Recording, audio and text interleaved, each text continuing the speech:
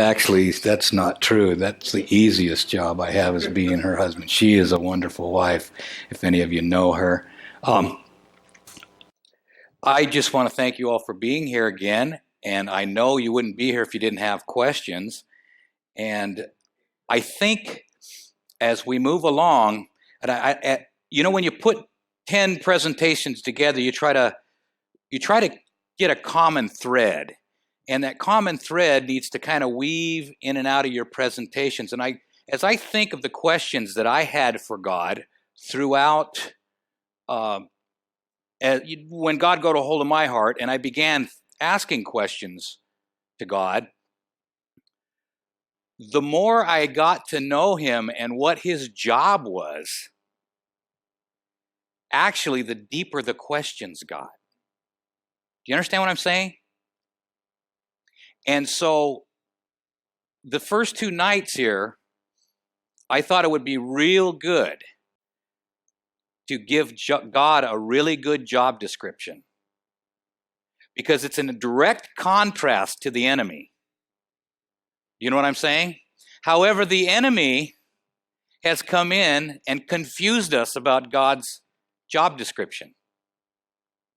And so that's what we're here to clear up in the first 2 nights. And then, of course, a little bit later on, next Tuesday and Wednesday, we're going to talk a little bit more about how God does things.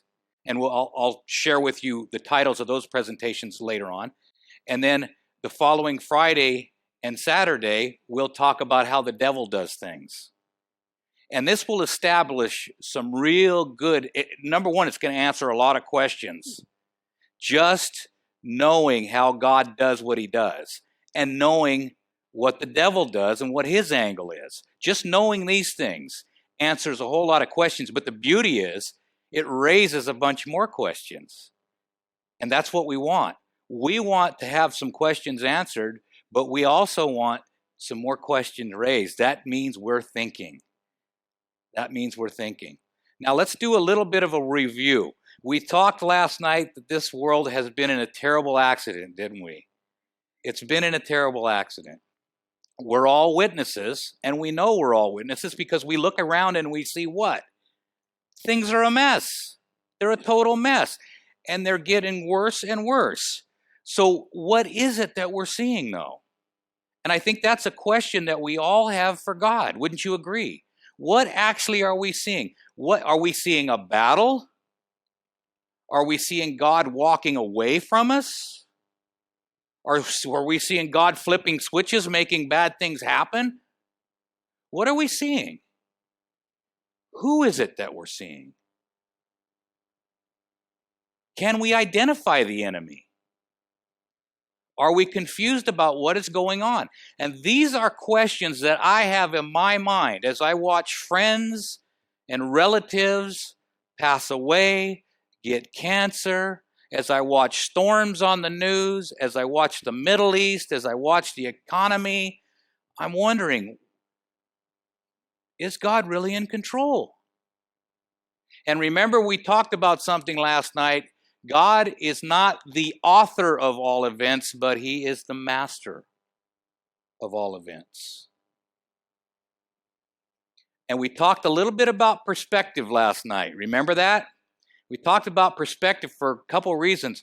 But one thing, think about, and of course, this guy actually did run into the law, didn't he? Literally, he ran into the law.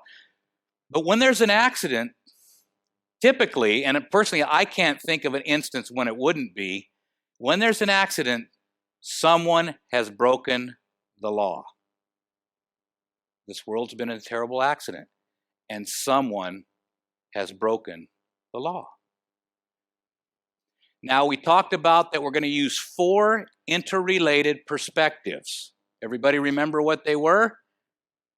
The Bible, science, history, and common sense. These are all interrelated. You can't have the Bible without history. You can't have science without the Bible or history. You can't tear them apart. They're all interrelated. And of course, if you just step back with common sense, everything makes sense, doesn't it? So that's what we're going to use tonight once again. Now, I want to start by, and every evening we'll start with some facts that we may or may not have known about the world around us. And I, of course, didn't know this until I researched it.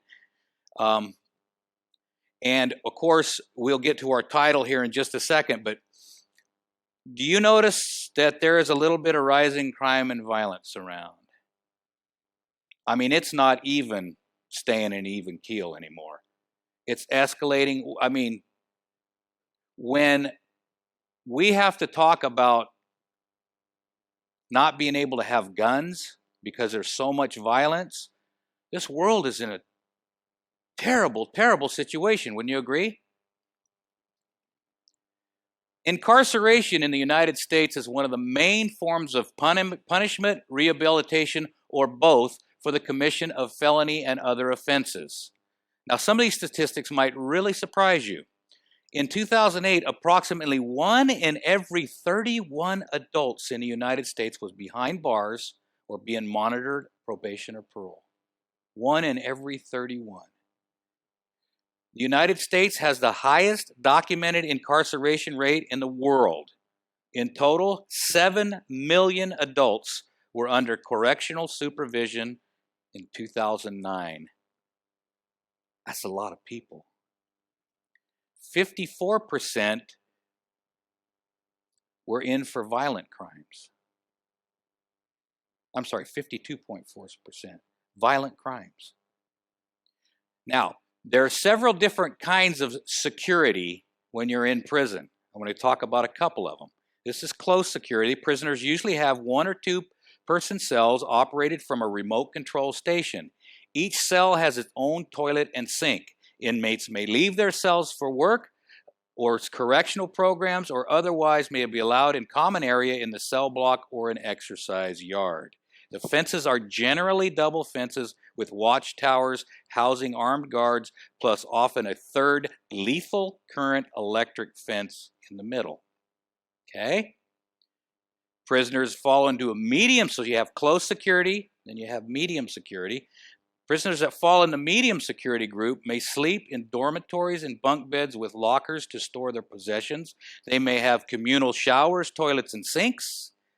Prisoners in a minimum security facility are considered to pose little physical threat to the public and are mainly nonviolent white-collar criminals. Okay? Minimum security prisoners live in less secure dormitories, which are regularly patrolled by correctional officers, as in medium security facilities. They have communal showers, toilets, and sinks. Believe me, there's a reason why I'm sharing all this with you, okay? A minimum security facility generally has a single fence that is watched but not patrolled by armed guards. But there are currently more than 20,000 prisoners in the United States housed in special super maximum security facilities or units. Prisoners in these facilities typically spend their waking and sleeping hours locked in small, sometimes windowless cells sealed with solid steel doors. A few times a week, they are let out for showers and a solitary exercise in a small enclosed space. Wow. Supermax prisoners are usually handcuffed, shackled, and escorted by 2 or 3 correctional officers every time they leave their cells. Every time. Inmates have described life in a supermax as akin to what?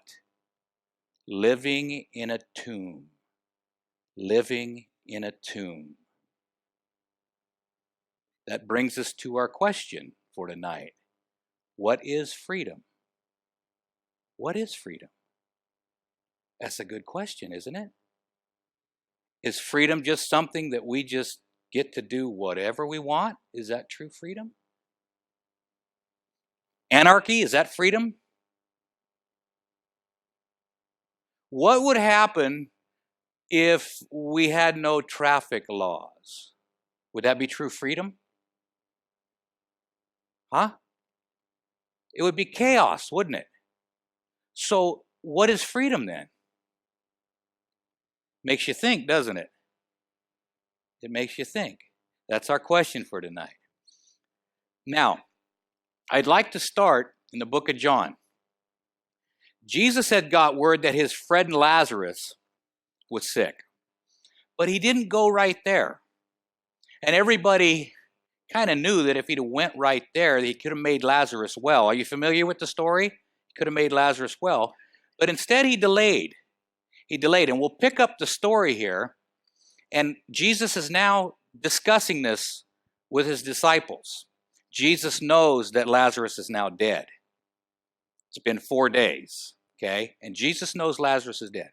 And so he's with his disciples and he's discussing it with them. And he says this in John 11:11. After saying these things, he said to them, "Our friend Lazarus has" what?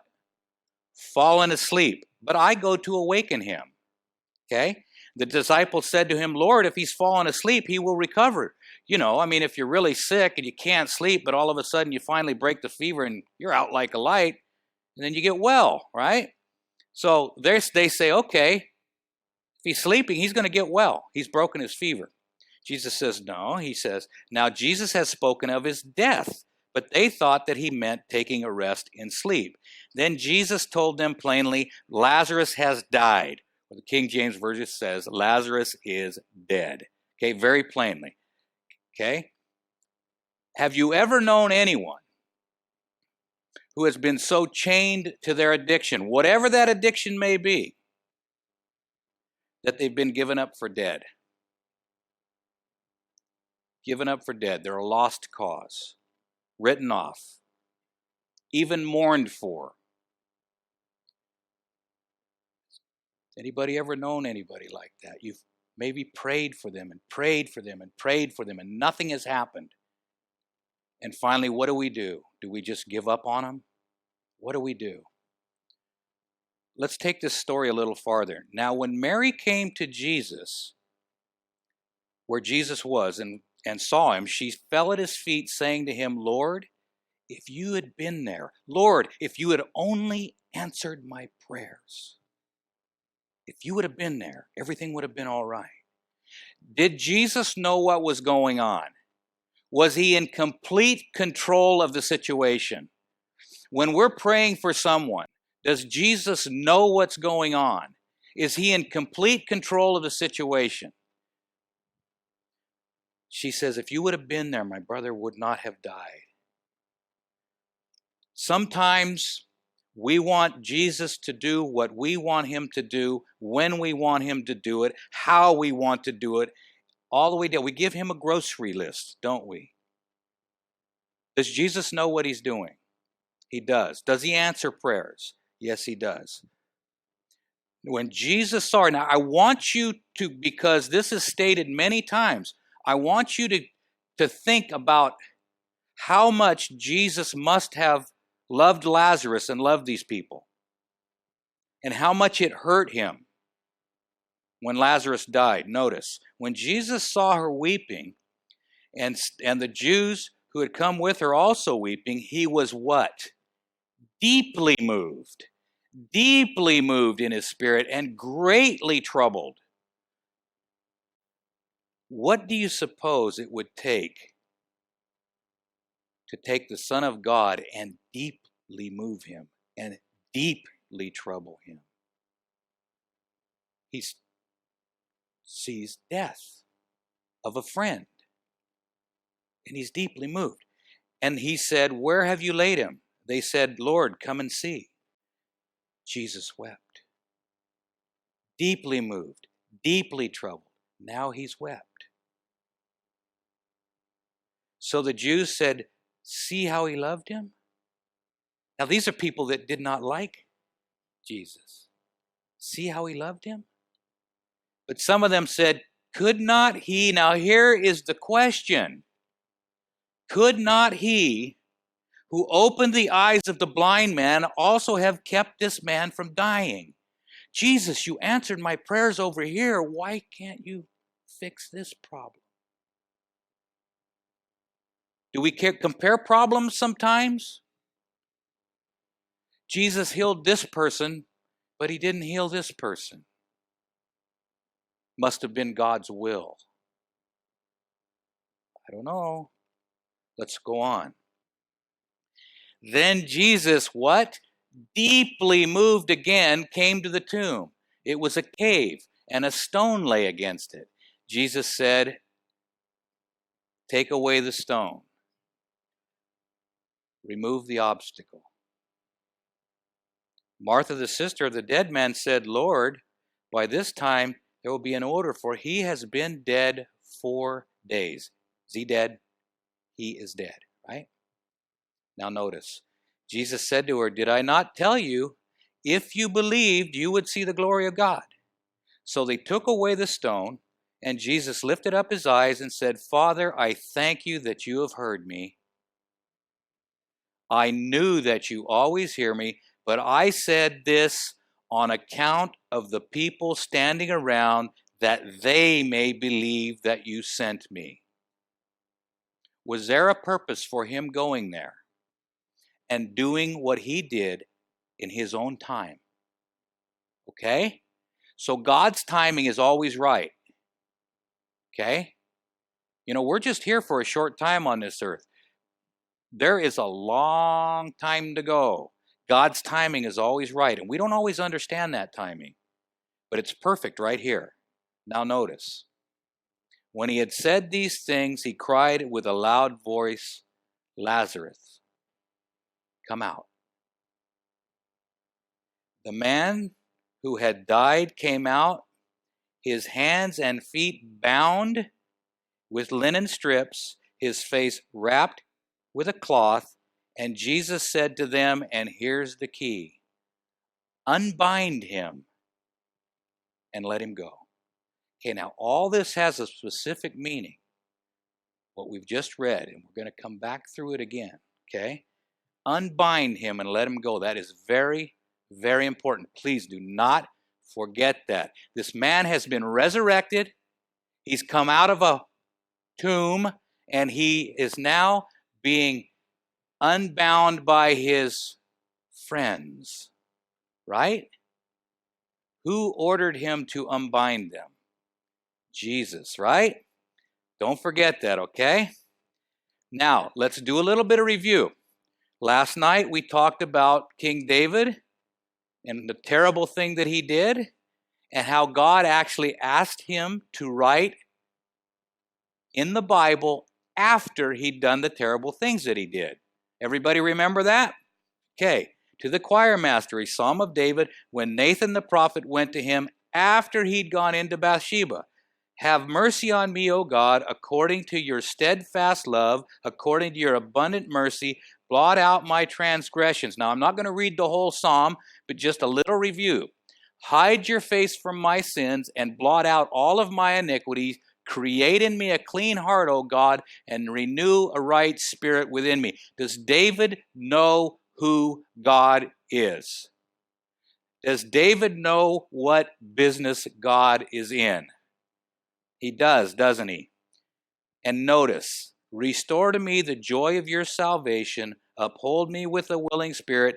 And then David says, then I will teach transgressors your way, and sinners will return to you. I find it so interesting that God can take a man that has done this horrible thing, turn it around, ask him to write a book in the Bible, and not only that, but allow David now to lead people to God. Okay? Now, God is in the business of making bad situations good. We've just seen it twice, have we not?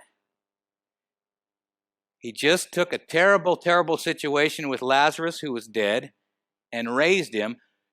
Wouldn't you like to have been a fly on the wall with Lazarus in the room after he'd been raised from the dead? Huh? What was that like coming out of the tomb? Wow. Yeah, God's in that business. So, what we want to establish is God is in the business of restoration. God is in the business of creation. God is in that good business. The devil is in the business of destruction. He does not only destroys you and me, he destroys everything that's good that God writes or puts down. He destroys and twists. And we want to establish that as we go through. And as we do that, we will continue to answer questions about God. Okay? Now, I'd like to share 2 more stories with you, okay? Is that all right? World-famous brain surgeon Dr. Wilder Penfield describes some of his experiences doing what? Probing the exposed brain of conscious patients. Does anybody want to volunteer for that? Huh? Let them take the top of the coconut off and stick a little bit of electricity. Nobody wants to volunteer for that? Okay. While probing the brain, the subject begins to relive an earlier period of time in the greatest detail. Okay, what he was doing research for epilepsy, and he's probing around in the brain, 2 volts of electricity, and he probes in and he finds, now remember I said we were going to use science. It's okay, we're going to use science now, okay? And he's probing around, and it's interesting what they come up with. The various sensory components of the event become present, such as visual, auditory, olfactory, and other sense of smell, everything. In other words, when he stuck that electricity in that person's brain, that person relived an old experience, but they could taste it, smell it. It was like they were there. Okay? You find this interesting? Nobody wants to volunteer for this experiment, though, huh? Okay. All right. The neurological sequence is run off in real-time sequence as the action goes forwards but never backwards. Okay? He described it similar to a one-way street forward from any point at which the stimulation makes an entrance into it. Penfield compared the action to a what? A movie film. A movie film. Now remember that, because this is incredible. So he could stick that electricity in one area, and he might get the person when they've read their first book. They might go all the way back, and it would be clear as day, even though I know I can't remember when I read my first book, but it would stimulate completely forgotten and unimportant events in their lives. All of a sudden, they would come back clear, okay? Or he might get someone at the kitchen counter reading the newspaper one day. Depends. He might move it over and start another movie playing. Kind of would be fun, don't you think? No? Nobody wants to do it still. It's the part about the top of the, yeah, that's not good. But it would be kind of fun to be able to relive in Technicolor your whole life. I don't know, maybe not. I got a lot of bad stuff up there. The experience continues until the stimulus is withdrawn, okay? Since the most unimportant and completely forgotten periods of time may appear in the sampling, it seems reasonable to suppose that the brain's record is complete and that it really does include all periods of each individual's waking conscious life. Isn't that interesting? Now, by choosing to listen to Penfield, in other words, this is what would happen. Penfield then decided, I'm going to probe the brain, I'm going to start the movie playing, and then I'm going to talk to these people and see if they respond to me. And he found that certain people could switch from the movie to him and back to the movie. Now, he's basically manipulating their brain on playing something, right? But they could actually choose to shut the movie off. What does this mean? By choosing to listen to Penfield in conversation, the patient was able to shut off the effects of the electric probe. Penfield concludes, the will of man is free. We can choose what to dwell on. We can choose whether we want good things in our life or bad things. We can choose what we read. We can choose what we want. We have the freedom to choose. And Penfield has proven this scientifically. There's a lot of people that don't want us to be responsible for our own behavior, so they simply say we don't have the freedom to choose. It's all mapped out for us. And if we don't have the freedom to choose, then we're not held responsible for our actions. Simple equation, isn't it? But it's not true. Now, I can remember back a couple years ago, I was in West Sacramento, and I was driving down a road that was very, very eerily familiar to me. And as I came upon this house that was eerily familiar to me, it was the house I thought it was. And there was a man standing out front. And I thought, I'd better get out of here. And then a little voice told me that I needed to stop at that house. And I said, I don't want to stop at this house. Then I drove by. And a little voice says, you need to stop at that house. I said, I don't want to stop at that house. Turn around and go back. So I turned around and went back. And there was my friend standing in the driveway that I hadn't seen in about 15 years. Okay? And I pulled up and I smiled at him and he smiled back. And then I said, how you doing? And he said, doing good. And so he motioned me over and I knew everything was going to be all right then. And I got out of the truck and I walked over and my friend came limping over like this. And he had a big lump in his stomach. And I went up the driveway and I stood in the exact same spot that 15 years prior to that I told this man that I was never going to use drugs again. In the exact same spot. And it was very, very difficult. And I said, what happened? And he said, I had a stroke. I never stopped using. Man's only 45 years old. He said, I had a stroke. I never stopped using. And I said, what happened to so-and-so? And he said, he's dead. What about the other guy? He's a vegetable. Wow. So this place that I had walked away from, the drugs, the alcohol, and all that stuff, I hadn't really thought about in a long time. But as I stood there in the driveway and I started looking around, started jogging memories, and those movies started playing. You ever have movies play? Those movies started playing. And I started telling myself lies. I started adding lies to the movies. You ever add lies to your movies? Huh? Let me show you what I'm talking about. I started looking in the backyard where we used to make the methamphetamine. I said, man, we used to have some good times. Really?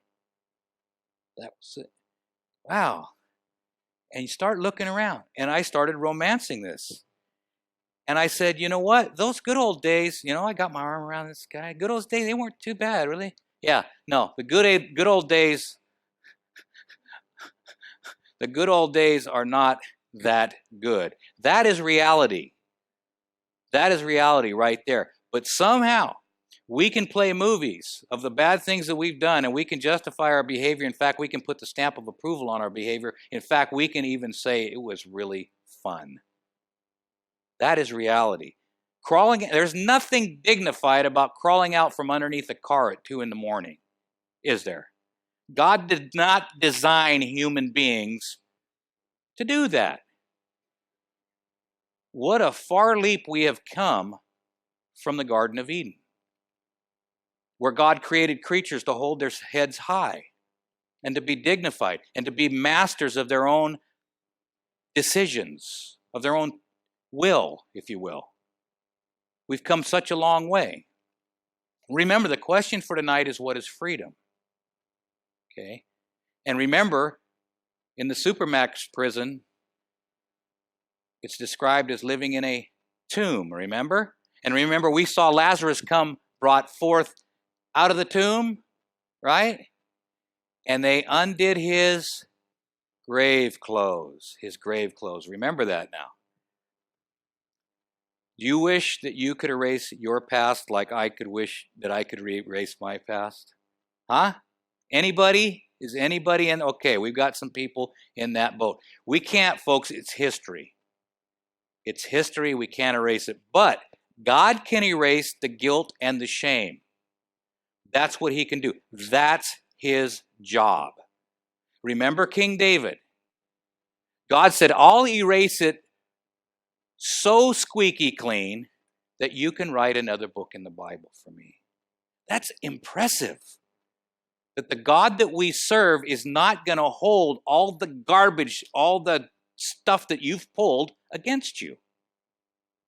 He will not do that. That's not his job. He won't hold that against you. He will treat you like you don't deserve for some reason. He will do that. He treated David like he didn't deserve. for some reason. But that's what God does. That's who He is.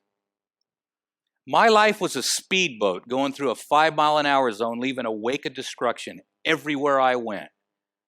I don't know how many people I hurt. I don't know how far-reaching that destruction was.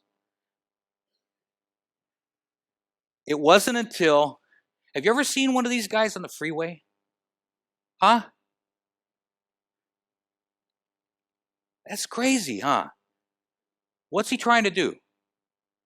Somebody say kill himself? Yeah. Because now, I was on Highway 50. I saw a policeman behind one of these guys. Of course, what's the policeman going to do? He's going to pull him over. So the policeman is not there to get him in trouble. The guy's already in trouble. Are you with me? See, God is not here to get, and I've always been looking over my shoulder thinking that God's going to get me in trouble. He's not here to get us in trouble. We're already in trouble. God is here to pull us over and get us calmed down long enough so we don't kill ourselves. Are you with me? But we get this picture, and somehow, I don't know how it's been painted, that God is just up there going to just waiting to nail us. You know? The policeman is not the enemy here. The policeman is trying to save this guy's life, and everybody else is on the freeway from a 10-car pileup. God's trying to keep you from piling your life up. Remember, the question for tonight is, what is freedom? What is freedom? Now, in my past, I trusted my childhood to sports, music, and academics. I had very low self-esteem. I graduated right over here in Lincoln High School, class valedictorian, senior class president, all the stripes on the sweater, head drummer in marching band, stage band, concert band. You know, I just wanted everybody to like me. I had low self-esteem. So if I just did everything I could to make you like me, be the best at everything. But the problem is that runs out. That runs out. And by the time I had graduated, I even had a 40-hour-a-week job, believe it or not, during high school too. And I owned 2 cars and, you know, just obsessed with trying to do everything. And I was wore out by the time I graduated. It got me nowhere. I go, here, I'm going to go to college and do it all over again? You're nuts. And so I didn't. I went to work right across the alley at the Chevrolet dealership. And I worked there for a while. But the thing was, I picked up some real bad habits when I did that. And I began to drink and smoke. Real early on in life, I was about 17 and a half when I started doing this. And one thing led to another, led to another. I ended up losing that job because I was drinking on the job. So I had problems real early, real addictive behavior. And so I started my own company, concrete company, and I got in construction. You get introduced to drugs really quick. And of course, they had those little things called crosstops, amphetamines. I did those. And the next thing you know, I was on cocaine. Make a long story short, I went through 25 years, 24 and a half years of serious drug abuse. It ended up, at the end of my addiction, I was living in a one-room shack with a dirt floor with the chemicals to cook the methamphetamine buried under my sleeping bag, downtown Sacramento. I had a little Coors keg, beer keg, with the front cut out of it and a sewer pipe running out the window. That's how I kept myself warm. I built fires in that little beer keg. A far cry from where the guy who graduated right down the road here, far cry from where he started out with. You know what I'm saying? But it was my choices. It was my choices. My future did not look too good. This is the only picture I have of myself, and this is after I was 2 years clean and sober. It's off of an old driver's license because I wasn't running around doing photo ops. You know what I'm saying? I was actually hiding. I was hiding. Every 2 years, I moved religiously. They thought I was in the witness protection program. Seriously. My future did not look too good, did it? I was so chained to my addiction that I had given up myself for dead. I knew that was my destiny. I had written myself off. I had even mourned for myself. Now you remember the raising of Lazarus. Jesus came right on time, didn't he? He came right on time. Do you see, Daniel? You remember that trailer right there? Daniel remembers exactly what happened. Daniel, when we did the parking lot out here, Daniel left his trailer here. So, because we had to do an ADA parking stall in the back here. So we had to tear out some asphalt. I brought my little Kubota in, and Daniel brought his trailer in. And we tore up the parking lot, and Daniel had to go to Sacramento to get some parts because he was working on something back here or something. And I called him up. I said, Daniel, how full should I make this trailer? And he says, fill it up to that line that's about a foot down on the trailer, and it'll dump. I said, okay. And so I filled it up, and then Daniel took off that night. Well, it was the winter time, and he took it out to his place because he needed some fill out there. And he took it out, and about 8 o'clock that night, I get a call from Daniel. He says, the trailer won't dump. And it's stuck in the mud. Everything's stuck out there. And I said, whoa, man, Daniel. So tomorrow we're going to pour this, and then we'll go out there and we'll unload the trailer, and then we'll get it out of there. And that's what we did. And that's Daniel and Floyd right there. Unload. By the way, I don't know how old Floyd is now, but I mean, he's amazing. Daniel and Floyd are there unloading that trailer, and you can see you just can't stick a shovel in that stuff. That's rubble. And so we unloaded that trailer by hand. The point I'm trying to make is there comes a point in everyone's life where the trailer won't dump anymore. There is so much in it that you lose the capacity and the will to even dump the garbage. Are you with me? Do you understand what I'm saying? Okay? That's the point that I had reached. I had lost the will, the capacity. I was done. Stick a fork in me. I was done. That's a danger to us all, because we don't know, any of us, what our limits are. We'll talk a little bit later about being crushed, okay? But right now, we'll keep going. So, how far is too far? How full is too full? Does anybody know their limits on how much you can play around with the garbage? Am I so set in my ways that I can't be helped? And I have to ask myself that all the time, because there's something still left that I have to deal with. Remember Lazarus. Have I gone too far, or how am I setting my ways right now? This is, I need to apologize first. These are very graphic pictures, but the reason we're going to show them is there's a definite purpose for these pictures, and you're going to understand here in about 10 minutes. But what I want to illustrate is these guys, these people, these guys and girls, have been on methamphetamine. This is what the drug does to the outside, okay? It's what it does to the outside. If this is what the drug does to the outside, what is it doing to the inside? Are you with me? Okay? Now, Satan's business is destruction. That's what his business. God's business is what? Restoration. Creation and restoration. The devil's business is destruction. Okay? If we keep this in mind, we're able to answer those questions. We can get the answers to the questions that we have. All the time. Jesus came to restore. Right? This is 3.5 years later. Look at. The drug has made a mess of this woman. Okay? If this is happening on the outside, what is happening between the ears? This is 10 years. From there, each year they took a picture of her until finally, coming down to the end, she is blind, no teeth. She's all done. The poor thing is all done. This is what the drug does to the brain. This person lost 11% of their brain being on the drug. I'm sure all this has a purpose, and I'm sure you're understanding that. But this is what the drug. This is a 5% loss. This is a 3% tissue loss, and this is you can see there's very little tissue, original tissue left. That's a brain on methamphetamine. Okay. One of my favorite books is a book called Ministry of Healing. Okay?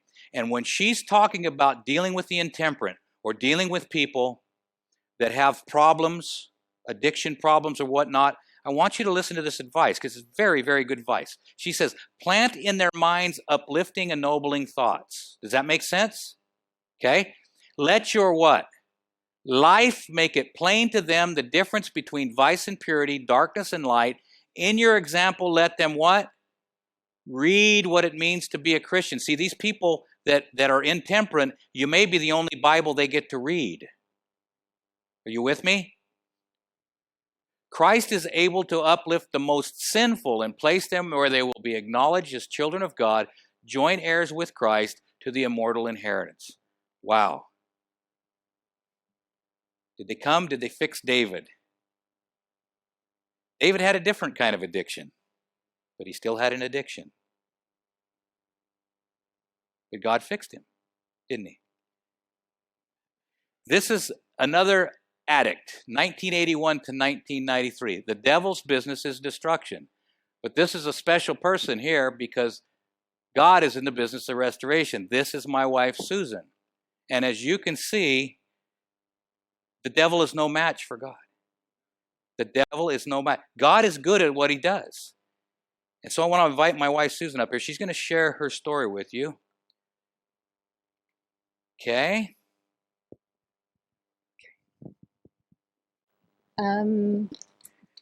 Let's see. Let's move on to the next slide. You sure? Yeah.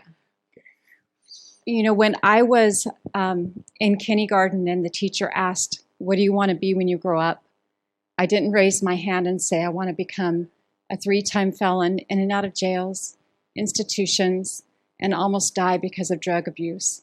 But that's exactly what happened to me. I was sexually molested at a very young age, and it occurred over many years. And the one way that I found that would give me relief was I began to steal alcohol and cigarettes from my mom and dad. And when I drank or when I smoked, I felt different and I felt better than what I was feeling because I had this deep, dark hole inside of me, and I just needed to not feel the pain that I was feeling. So I continued to make choices and decisions and go down a road further and further from what God intended for me to go to. I got to the point where I just kept making bad decision after bad decision, and the drugs got stronger and stronger. And so by the time I was in high school, I was using cocaine on a regular basis. And, when you're not working, you're stealing and doing everything you can do to manipulate to get the drugs. And that's where I ended up. And my first arrest was when I was 18 years old. And I ended up in jail, and I didn't even realize how I got there because all I thought was, I'm just a person trying to make it through life. I'm just trying to deal with the pain that I have. And I got arrested, and I ended up in jail. From that point on, I was released, and you know what? I was already too far gone at the age of 18, and I continued down that path of destruction. I eventually got into methamphetamines, and all I could think of was after my arrest is, why won't they just leave me alone? Isn't it my body? Isn't it my choice? Can't I just do what I want to do? If I'm killing myself, what difference does it make? It's my life, and I just want to be left alone.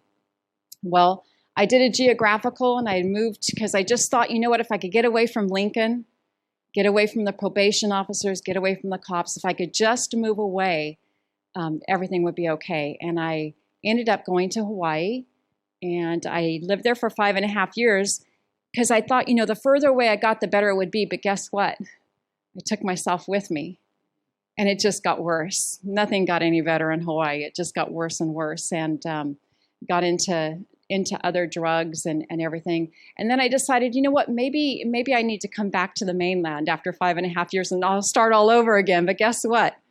I brought myself with me, and it just got worse and worse. And at a few years later, I was headed to state prison.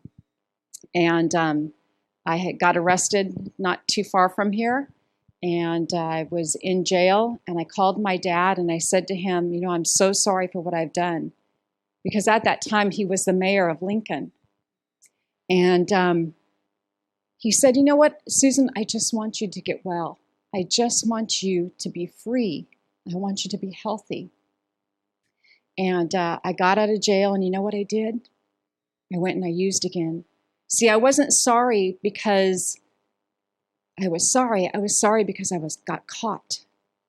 And I went out and I started using again, in and out of institutions, just tried to stay clean. I had the opportunity to go into some rehabs, and you know what? Nothing worked. There was just no hope for me. And I finally went in front of the judge, and he said, there's nothing more that I can do for you. You're just going to have to go back to jail. And I went back into jail one last time, and a lady came to me and she said, Susan, why do you keep doing what you're doing? I said, I don't know. Ever since I was 10 years old, I've been getting and using drugs. It's the only life I know. And she said to me, can I pray with you? And I said, okay. She prayed with me. I don't even remember what she said. All I know is that from that point on, I've never had the desire to use drugs again. And that was 16 years ago.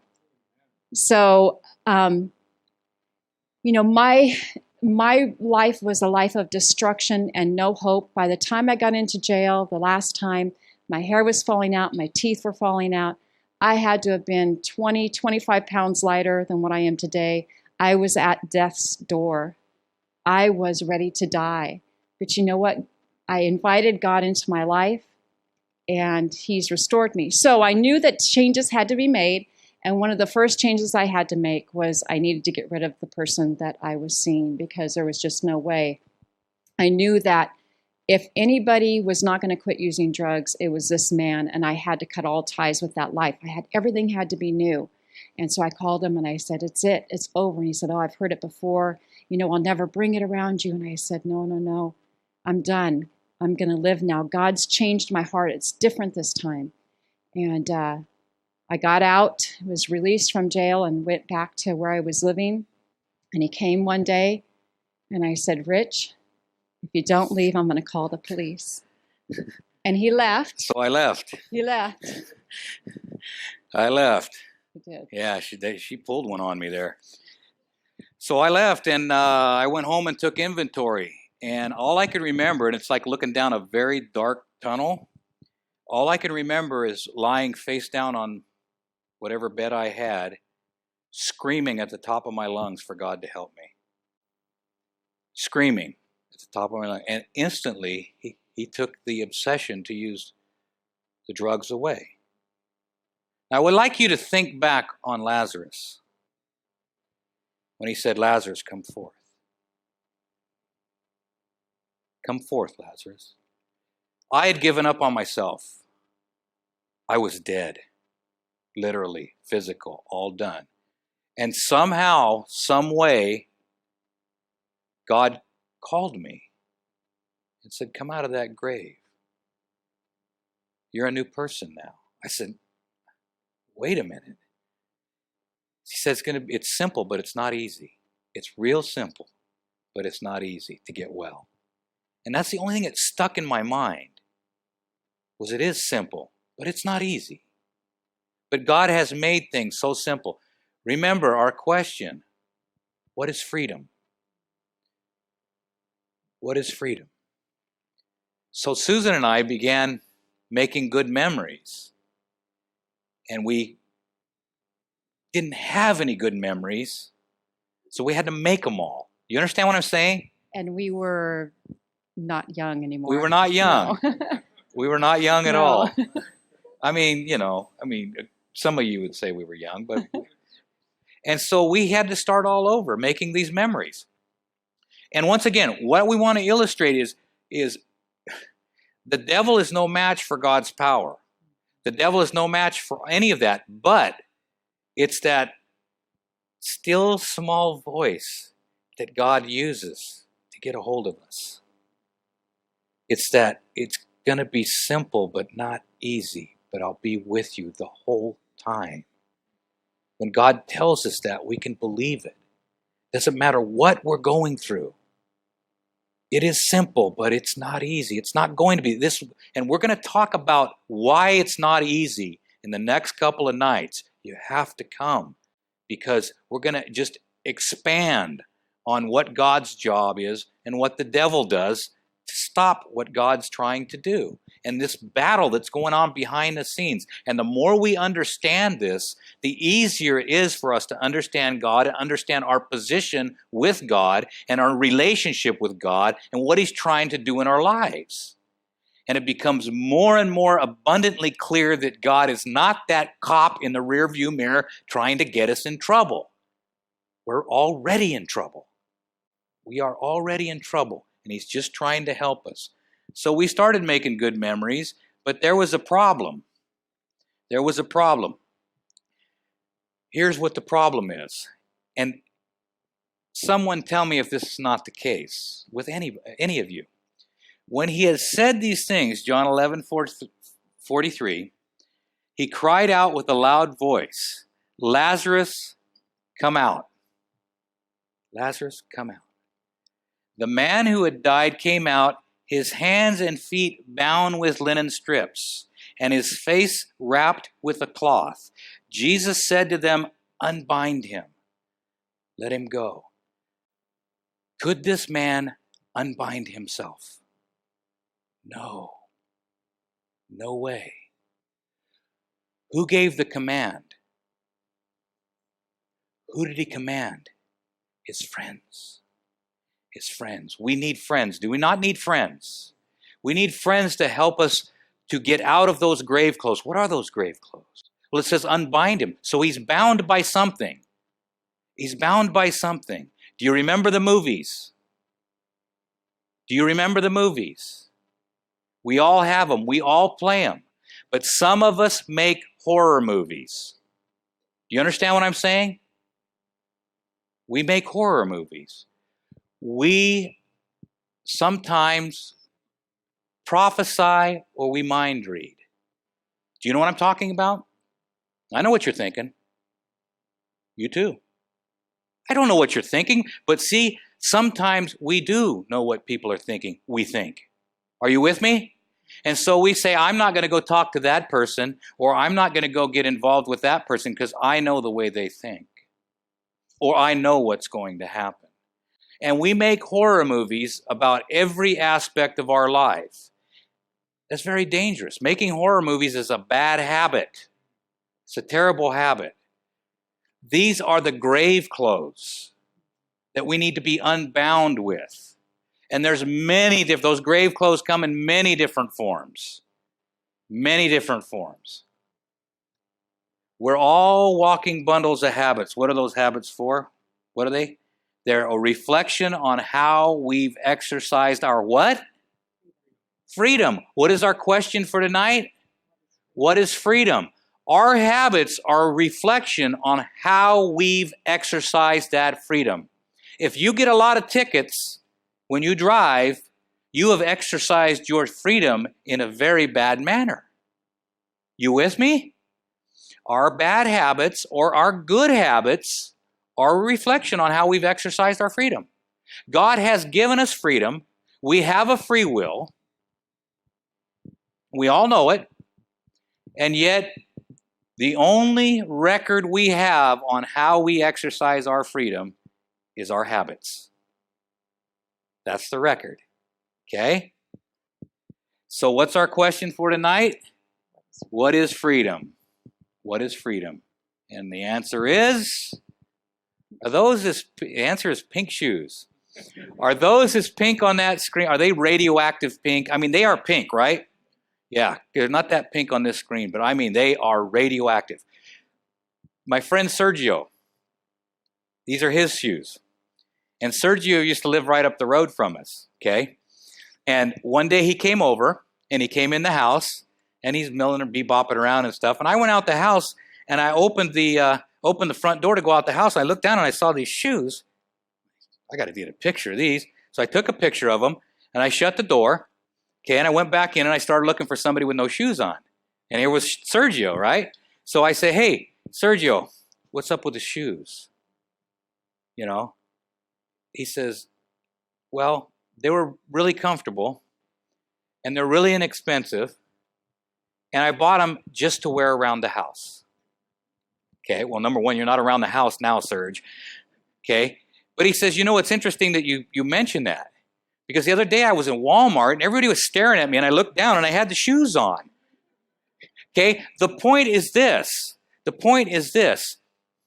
That's the way we are with habits. We think that we can exercise our freedom at home, in the privacy of our own home, in a different way than we do out in public. You know what I'm saying?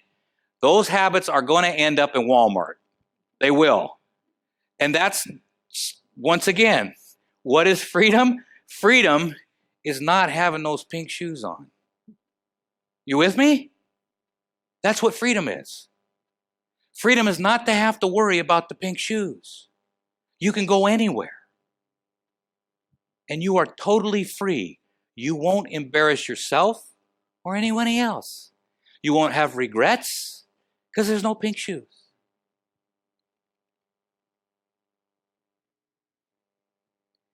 Anger, resentment. These are all grave clothes.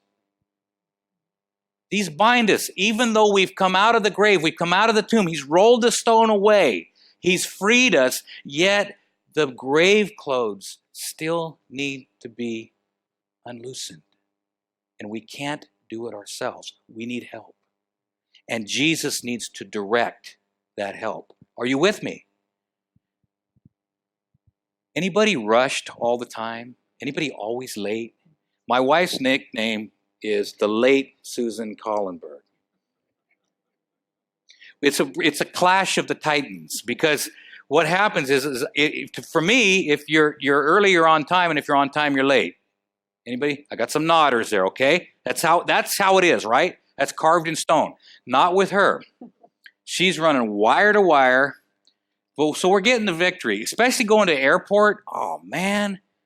I like to be there early. 3 right? hours early. 3 hours. Why sit around the house and then have to rush to the airport? You know what I'm saying? You could sit at the airport and do everything you can on your iPad anyway. Why do it at the house and then rush to the, you might get caught in traffic. Anyway, so we're trying to come to a happy medium, but it's taken a while. You know what I'm saying? Anxious. Being anxious. Grave clothes. Terrible grave clothes. God does not want us to live anxious, rushed, or with a critical spirit, resentment, anger, crushed from the cares of this world. Anybody crushed right now? You know who you are.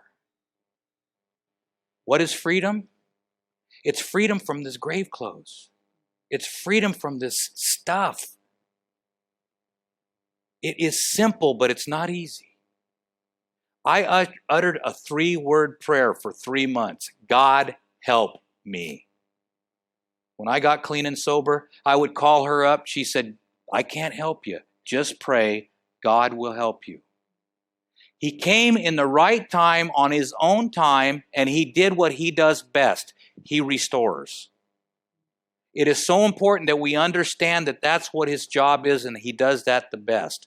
Because when we have these questions about God, if we have this foundation, that's what he does, and that's what he wants to do for you. He does not want to see pain inflicted on you. We do have to, we're going to get behind the scenes in the next couple of programs, okay? And we'll talk about which ones are coming up. We'll get behind the scenes on what is really going on and why bad things happen to good people. Why God allows this stuff to go on. We will nail it down. We will nail it down. These types of things will choke out all these grave clothes, all of this stuff, and we all know which slot we all fit in. Me, if you're wondering, right there, and right there. I've still got some grave clothes to deal with. Anybody got any still on? Yeah. Okay. These will choke out what God is trying to cultivate. Do you know that God is trying to cultivate you right now? He's doing everything he can. He allows certain things to happen to you, and he doesn't allow other things to happen to you because he's trying to weed your garden, if you will. This is a weedy garden. Can you tell where this is Susan's winter garden? I use her a lot, don't I? Poor thing. The late Susan Collenberg. This is our winter garden. Okay. Now notice the shadows there. Okay. You see how high the sun is? Now notice the difference in exactly 1 hour of weeding. See, if we get that stuff out, this is what God intends for those plants. But it takes effort, doesn't it? It takes effort. What is freedom? Does freedom take effort? Freedom isn't just letting it all hang out. It takes effort to obey the traffic laws. It takes effort to watch what comes out of your mouth. Because we're in a war. We've got somebody that's trying to change the way we are. And he likes nothing more than if we follow him, then he will claim his right to destroy us. We don't want that. God is not the destroyer. The devil is. The great, and you know what? Here's the wonderful part, and we can always remember this. God will not manipulate. I mean, sometimes we'd like him to go in there and cross a few wires, and make everything all right, make everything go away. He won't do that. Why? Because we're free. That's what freedom is. Freedom from manipulation. God doesn't want a bunch of robots. Would you prefer your children to be robots? Sometimes, I don't know, maybe. Huh? You know what I'm saying? Yeah, everybody said, yeah, that's not a bad idea. No, you know what I'm saying. And God won't be a prison warden. He will not be a prison warden. If the Son sets you free, you will be free indeed. Freedom from all those grave clothes, all that stuff.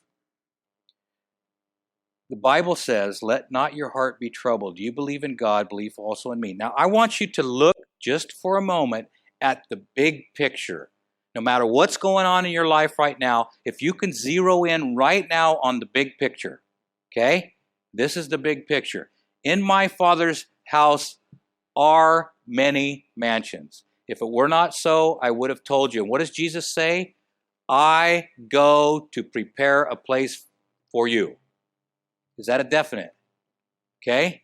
That's a definite.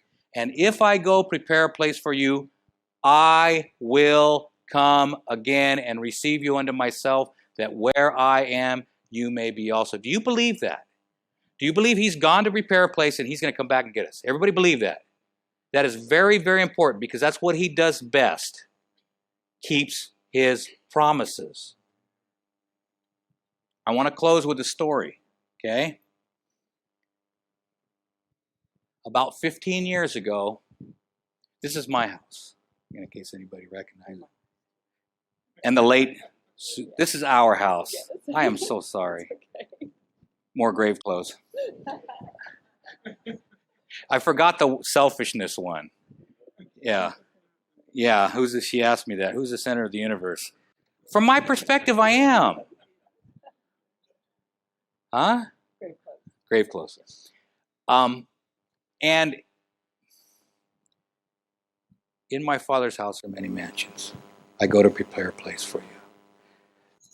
When I got clean and sober, and I don't know how God does it, he works on people's hearts and changes things, and everything changes, and somehow I'm driving. This is the property that I grew up on, and I'm driving down the road one day after I just got clean and sober, maybe a couple months clean and sober.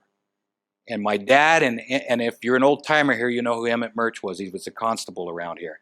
Anyway, my dad and Emmett are putting these fence posts in, okay? This fence used to go all the way across this. This is the road here. This fence used to go all the way down there, and that house wasn't there. And he's putting these fence posts in. And I pulled up and I said, what are you doing, Dad? Him and Emmett, they're about 65 years old, putting fence posts in. What are you doing? He said, this is where you're going to build your new house. His son was coming home, who'd been gone for 25 years. Jesus said, come forth. So I know how much it meant for my dad. He prepared a place for me. How much more do you think Jesus wants you in heaven?